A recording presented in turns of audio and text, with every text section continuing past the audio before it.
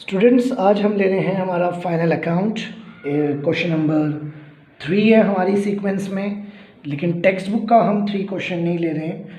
Okay, थोड़ा different सम लेने के लिए हमने क्वेश्चन नंबर 6 लिया है, ऐसे ही रैंडमली सेलेक्ट कर लिया है। तो आज हम कर रहे हैं final account BK question number 6। Solve example है, ये लास्ट एग्जाम्पल है। कल से शायद मैं आपको एक्सरसाइज के क्वेश्चन दूंगा। एंड फॉर्मेट सबसे पहले बताया था, lines, trading and profit and loss account table, ठीक है, particulars, amount, particulars, amount and then balance sheet, liability, assets, amount. Okay, opening stock पहले आता है, इसलिए टू ओपन स्टॉक आप लिख सकते हैं। Now we have a question number 6 class 12th BK solve example. From the following trial balance, Shreyas और मृणल नाम है ये, उनके कुछ कैपिटल अकाउंट गिवन है, डेबिट और क्रेडिट। ये क्वेश्चन मैंने इसलिए भी लिया है कि इसके अंदर टेबल डिफरेंट है।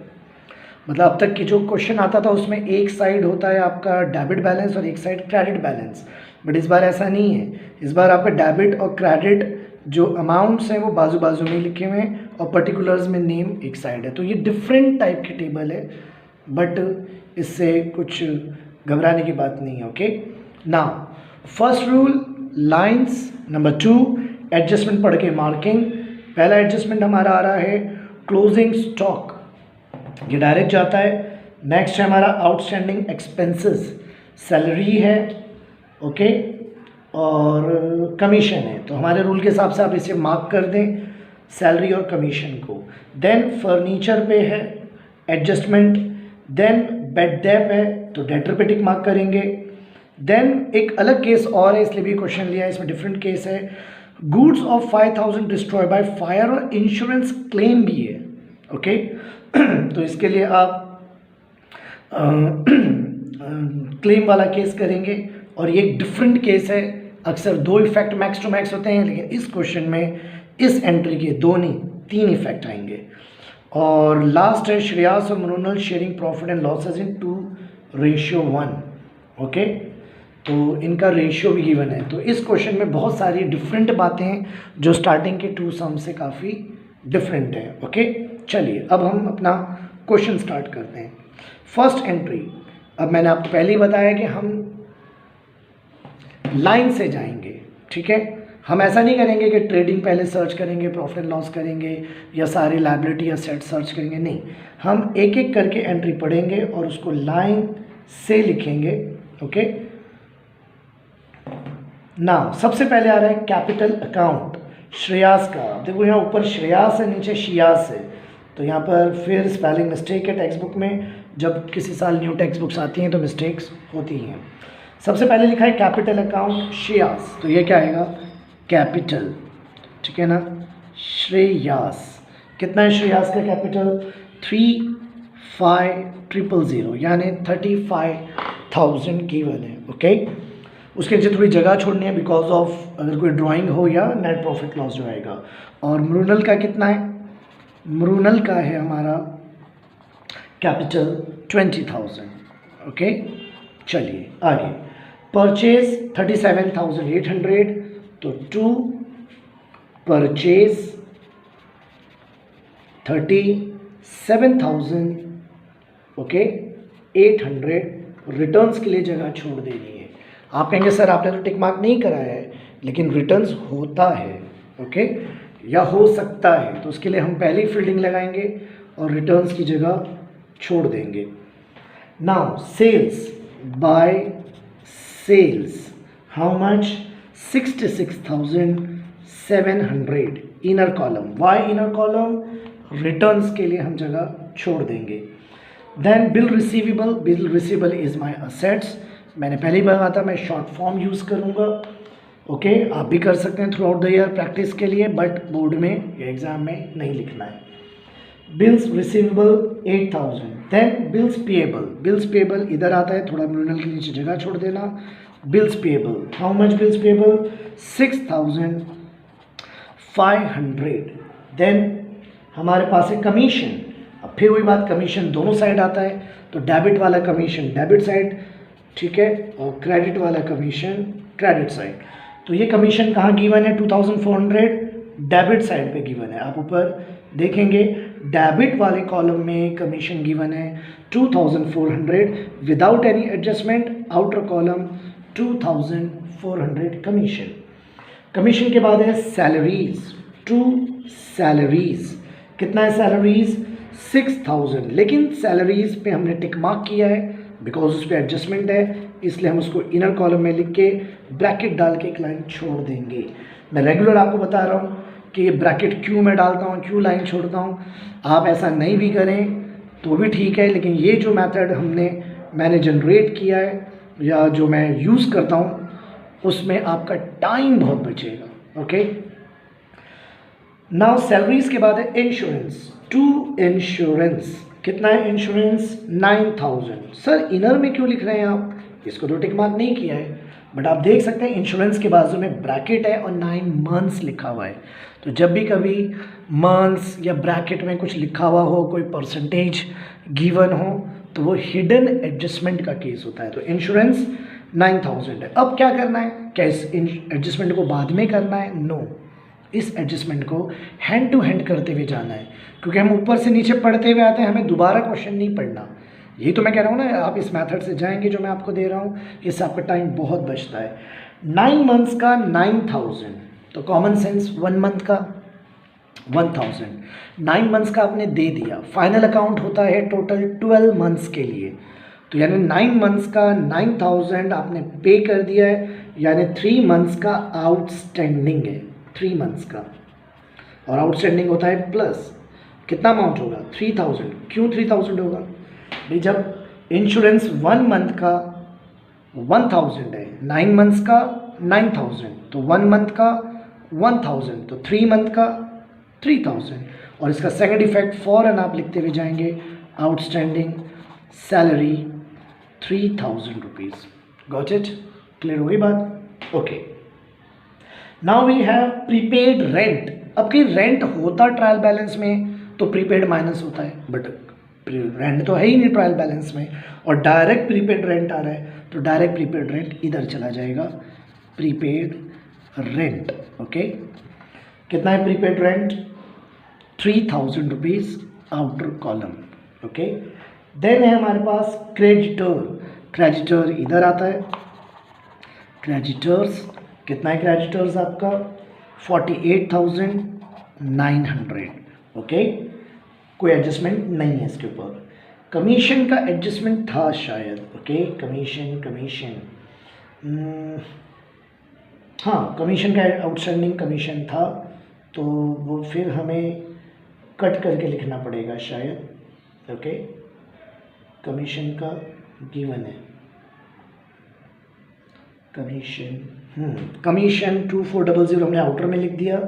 वही बात है कि ये पीडीएफ है, तो पीडीएफ में क्लियर नहीं होता है।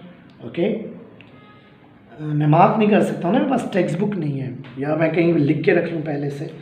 तो अगर आप इस चीज़ पॉइंट से डिस्टर्ब ना हो तो ईज़िली कमीशनियाँ कट करके मैं नीचे लिख देता हूँ। ये रॉन्ग नहीं हुआ था, ये सिर्फ हमने स्पेस नहीं छोड़ा है, इसलिए ये प्रॉब्लम आई है। कमीशन कितना होगा 2400, और ब्रैकेट डाल के एक लाइन छोड़ देनी है। ओके, ना कमीशन के बाद आ रहा है हमारा सैलरी हो गया, इंश्योरेंस हो गया, प्रीपेड रेंट हो गया, क्रेडिटर्स हो गया। Now we have debtors 25,000, debtors 25,000, bracket डाल के 2-3 लाइन छोड़ देनी चाहिए डेटर्स के नीचे। पोस्टेज, टू पोस्टेज, पोस्टेज आपका पीएनएल के डेबिट में आता है। ओके, पोस्टेज कितना है, पोस्टेज 1700, आउटर कॉलम क्यों, क्योंकि इसमें कोई एडजस्टमेंट नहीं है। पोस्टेज के बाद है फ्री होल्ड प्रीमाइसेस, प्रीमाइस आपका असेट होता है, प्रॉपर्टी प्रीमाइसेस, और इसमें कोई एडजस्टमेंट भी नहीं है, तो इसको डायरेक्ट आप लिखेंगे 17,300 आउटर कॉलम में।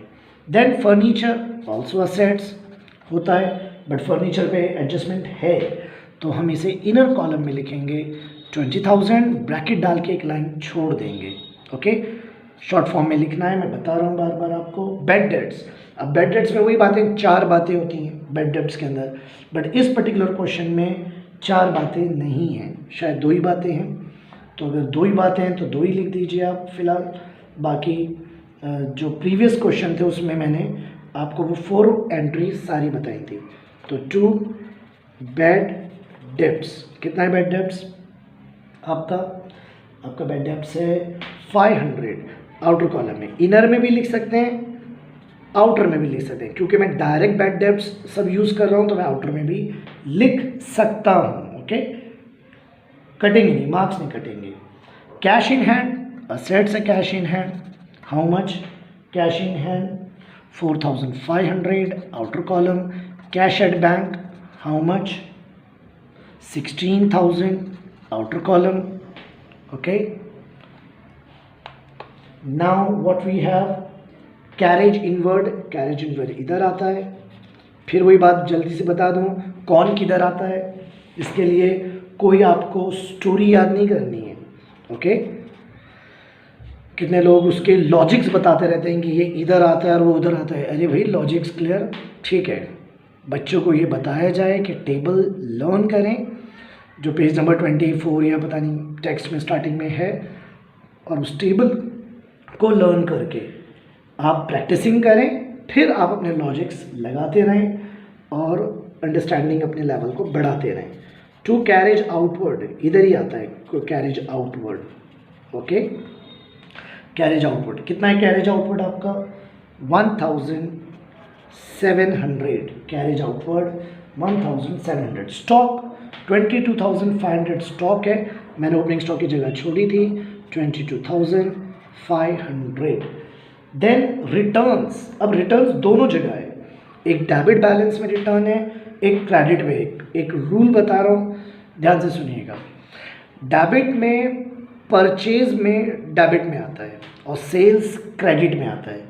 तो जो परचेज के नीचे रिटर्न है वो उल्टा सेल्स का होता है, और जो सेल्स के कॉलम में, मतलब जिस कॉलम में सेल्स का अमाउंट लिखा हुआ है उसी कॉलम में नीचे जाके जो रिटर्न होता है वो उल्टा परचेज का होता है।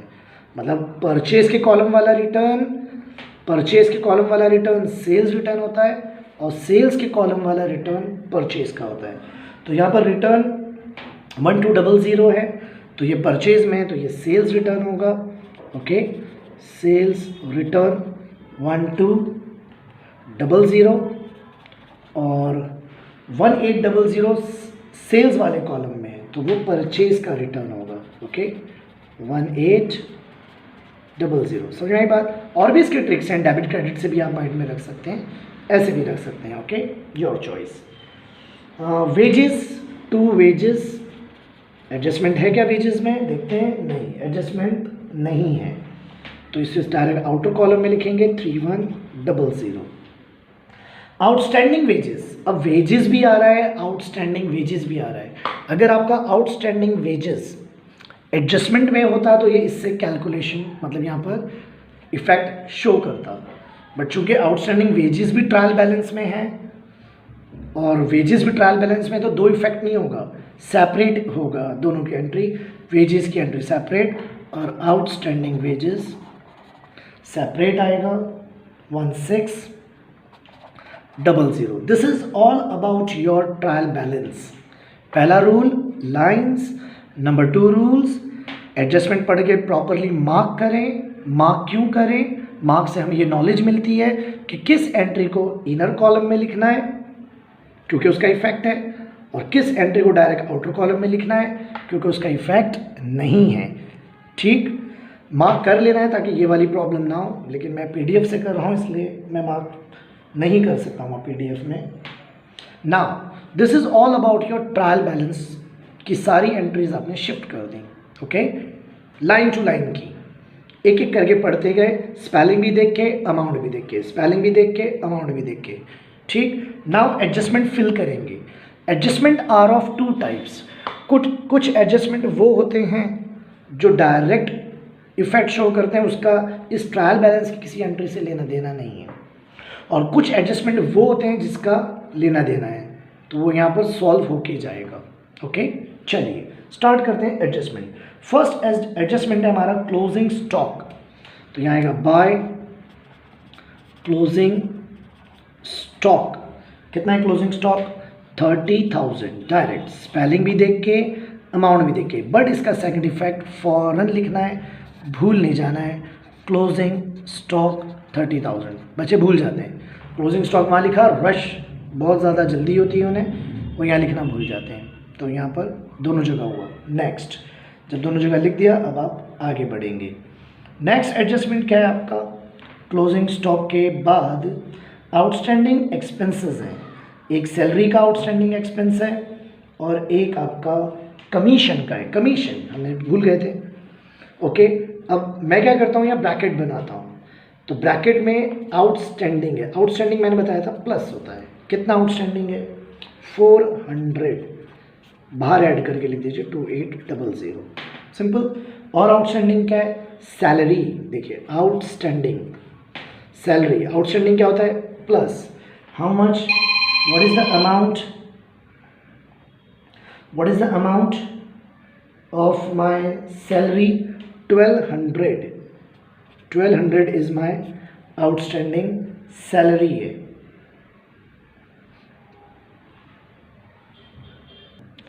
आउटस्टैंडिंग सैलरी 1200 ऐड कर दिया और आउटस्टैंडिंग सैलरी का सेकंड इफेक्ट 1200 इधर आएगा, आउटस्टैंडिंग इधर आता है, फिक्स रूल है। अब इसको आप इनर कॉलम में करके भी आउटर में लिख सकते हैं, डायरेक्ट आउटर भी लिख सकते हैं, दोनों के। नाउ थर्ड एडजस्टमेंट है फर्नीचर। देखिए फर्नीचर में मैंने जगह छोड़ी है बिकॉज एडजस्टमेंट है। क्या है? डिप्रिसिएशन। कितना परसेंट है? 10%।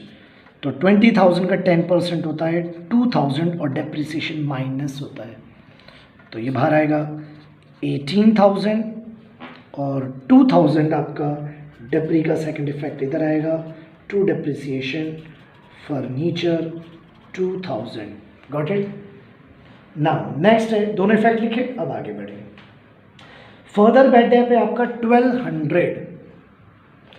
अब इस बार इस क्वेश्चन में न्यू रिजर्व नहीं है, ओल्ड रिजर्व नहीं है, सिर्फ बैड डेट था और अब आ रहा है further bad date. Further bad date FBD minus होता है, 1200 आप यहाँ से माइनस करेंगे, आउटर कॉलम में आएगा 23,800 और इसका सेकंड इफेक्ट आएगा इधर to further bad debt, new bad debt भी कहते हैं, 1200।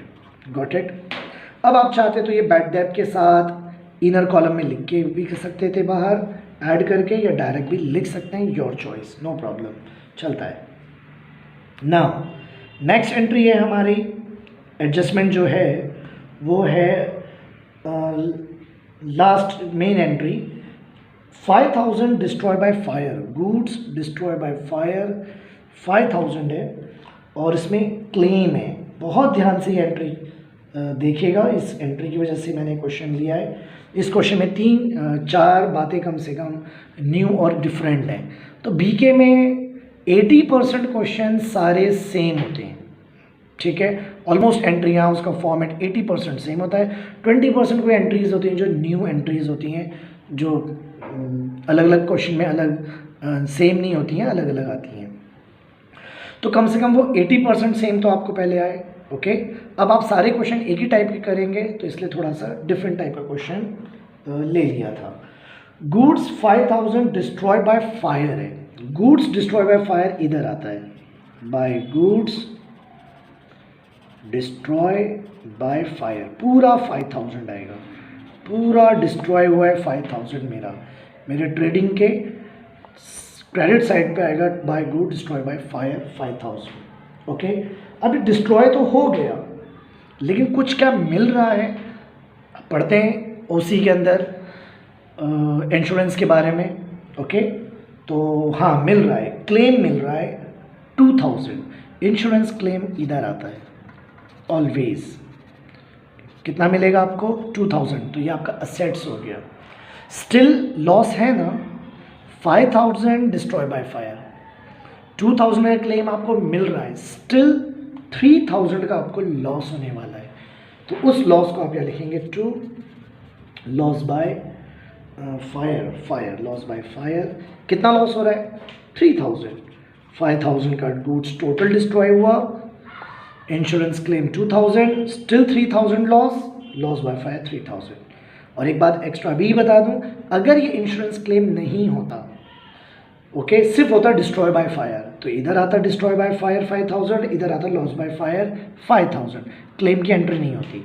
तो ये वो एंट्री है जो फाइनल अकाउंट के अंदर जो 3 जगह मेंशन होती है, 1, 2 और 3, यस और नो। और हमारी नेक्स्ट और लास्ट एंट्री जो है वो एक्चुअल में कोई एडजस्टमेंट नहीं है, वो सिर्फ ये लिखा हुआ है कि जो श्रेयास और मीनल है उनका रेशियो 2:1 है। मतलब इस बार जब आप नेट प्रॉफिट निकालेंगे तो उसको इक्वली नहीं करेंगे, उसको रेशियो में निकालेंगे, और वो रेशियो कितना है 2:1। तो आपको यहाँ लिख लेना चाहिए कि इसका रेशियो 2:1 है, माइंड में रखने के लिए। अब हमारा लास्ट फेज होता है कैलकुलेशन का, ओके। हम इसे कैलकुलेट करते हैं और इसे आगे टोटल करेंगे, बैलेंस करेंगे और फिर लास्ट में टैली करेंगे। चलिए जल्दी करते हैं। 63,700 में से 1200 गया, 66,700 में से 1200 गया, बचा 65,500, ओके। और इस साइड पे हमारा रिटर्न माइनस करा 37,800 में से 1,800, तो वी विल गेट 36,000, ओके। अब इसका फिर वही मैंने जो आपको बताया था टोटलिंग करने का मेथड, यहाँ इस लाइन खींच के डबल लाइन, यहाँ एक लाइन खींच के डबल लाइन, इसका टोटल आ रहा है कितना आ रहा है इस बार टोटल आपका 1,05,000। डेफिनेटली ये कम आ रहा होगा, ओके, क्योंकि बैलेंस इस साइड हो रहा है तो ये कम आ रहा होगा। तो ज़्यादा अमाउंट को पहले ही लिख देते हैं, और इस ज़्यादा अमाउंट में से ये 4 एंट्रीज जब माइनस होंगी तो हमारा बैलेंस यहाँ पर आएगा 38,100, and this is my to gross profit. और ग्रॉस प्रॉफिट आपका ट्रांसफ़र होता है।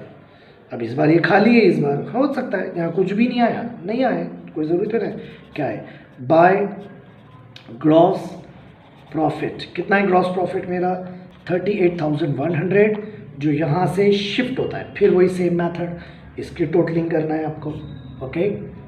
Double line 38,100। अब इसकी टोटलिंग करेंगे तो डेफिनेटली 38,100 इससे ज़्यादा है, क्योंकि बैलेंस इस साइड हो रहा है। तो 38,100 आउटर कॉलम यहाँ पर टोटल लिख देंगे, यहाँ पर भी 38,100। इस 38,100 में से इस सब का टोटल माइनस करेंगे, सबका, ओके। तो कितना आएगा, यहाँ पर मैंने इंश्योरेंस का आउटर कॉलम में नहीं लिखा है, तो ये 12,000 आएगा। तो 1 2 3 4 5 6 7 8 एंट्रीज हैं, 1 2 3 4 5 6 7 8 9। मेरी 9 एंट्रीज इसलिए हो रही हैं क्योंकि मैंने यहाँ पर 2 जो बैड डेब्ट्स था और फर्दर बैड डेब्ट था उसको सेपरेटली लिखा है, ठीक। जब 38,100 में से ये सब माइनस होगा तो बचेगा 6,000, and this is my net profit. ये नेट प्रॉफिट है, बट ये नेट प्रॉफिट दोनों का है, इसमें श्रेयास भी है और इसमें मृणल भी है, ओके। अब ये कैसे पता चले श्रेयास का कितना है और मृणल का कितना है, तो उसके लिए हम एक वर्किंग नोट यहाँ पर बता रहा हूँ मैं आपको, ओके, कि कैसे निकालते हैं। मेरा नेट प्रॉफिट है 6,000 और मेरा रेशियो जो गिवन है मुझे क्वेश्चन में वो है 2:1। पहला नेम श्रेयास है, दूसरा नेम मृणल है, एस और एम। तो श्रेयास मृणल, पहला नाम श्रेयास, सेकंड नेम मृणल, पहला रेशियो 2, सेकंड रेशियो 1, यानी 2 है श्रेयास का, 1 है मृणल का। करते क्या है, जब मैं श्रेयास का निकालूंगा प्रॉफिट तो 6,000 जो नेट प्रॉफिट आया वो लिखूंगा, इनटू करूंगा, श्रेयास का रेशियो है 2/3। अब आप कहेंगे 3 कहाँ से आया नीचे, इन दोनों को ऐड करते हैं, इसका जो आंसर आएगा वो श्रेयास का नेट प्रॉफिट है, दैट इज़ 4,000। ऐसी मृणल का कितना है, होगा 6,000 टोटल नेट प्रॉफिट, इनटू मृणल का क्या रेशियो है 1 अपॉन क्या आएगा 3, दोनों को ऐड करते हैं टोटल, ये इससे कैंसिल, कितना है मृणल का 2,000, ओके। तो यहाँ पर आएगा श्रेयास का 4,000 नेट प्रॉफिट, मृणल का 2,000, ओके। ना प्रॉफिट आया तो यहाँ शिफ्ट होगा, प्लस नेट प्रॉफिट। व्हाट क्या है श्रेयस का प्रॉफिट? 4000। इसका टोटल करके आप इसे बाहर लिख देंगे 39,000। ओके, इस बार ड्राइंग नहीं है। मृणाल का कितना प्रॉफिट है? मृणाल का प्रॉफिट है 2000, तो मृणाल के कैपिटल में 2000 ऐड कर देंगे और इसका टोटल बाहर आएगा 22,000। अब ये जितनी एंट्रियाँ मैंने यहाँ लिख दी हैं, जितनी एंट्रियाँ मैंने यहाँ लिख दी हैं, इन सबको अब आप ऐड करेंगे। वही डबल कॉलम, डबल लाइन, इसका टोटल और इसका टोटल सेम आना चाहिए। That is called as tally. ठीक है ना, तभी आप कहते हैं टैली हो गया। अगर एक ज़्यादा एक कम आया तो समझिए आपने कोई मिस्टेक की है, टैली होना चाहिए। तो this is all about your question number 6 solved example from the text book final account. पहला रूल लाइंस, नंबर 2 एडजस्टमेंट पढ़ के मार्किंग करना ताकि फील्डिंग लग जाए, ताकि काटापिटी ना हो। ओके, देन लाइन वाइज एक एक करके एंट्रीज को मेंशन करना, स्पेलिंग भी देख के लिखना, अमाउंट भी देख के लिखना। सिर्फ नॉलेज ये होनी चाहिए कि कौन कहाँ आता है, कौन ट्रेडिंग के डीआर में सीआर में आता है, कौन पीएनएल के डीआर में सीआर में आता है, कौन बैलेंस शीट की लायबिलिटीज़ में आता है, कौन असेट्स में आता है। बाकी कुछ हिडन एडजस्टमेंट हैं, कुछ कैलकुलेशंस हैं, वो आपको प्रैक्टिस करनी है। ओके, लाइन वाइज जाने का फ़ायदा ये होगा कि आपका टाइम बचेगा। तो this is all about your question number 6। कल से हो सकता है मैं आपको एक्सरसाइज के क्वेश्चन कराऊँ। ओके, कोई प्रॉब्लम हो तो मुझे कॉल करें, व्हाट्सएप करें। Thank you.